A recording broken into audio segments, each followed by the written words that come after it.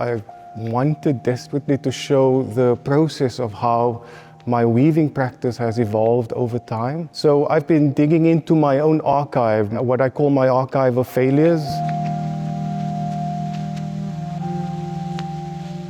Here we were able to really lay out a timeline of that evolution of the weaving, where it started simply by using rope and weaving in a very simple plane from one side of the loom to the other. And over time, through experimentation, I was able to incorporate new materials and really stumble upon my own techniques of weaving. And so the title refers to this timeline of the evolution of the weaving that we've laid out within the corridor of the museum.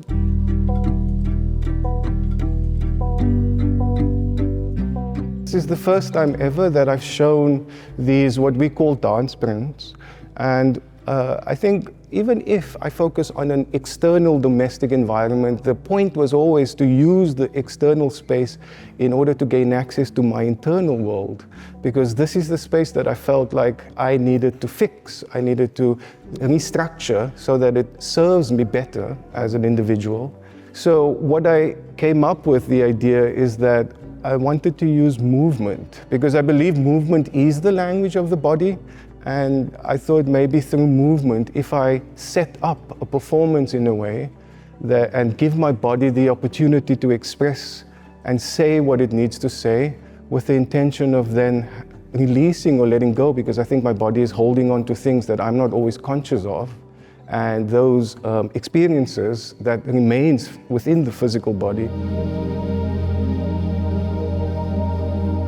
What I was trying to point towards with this show, titled Weerhoud, loosely translates to withheld, was the information that is not at hand. I think in my personal experience, unfortunately, having grown up in Cape Town, of course, we have all of this kind of racial tension that still exists between the different categories of race that was created during the apartheid government.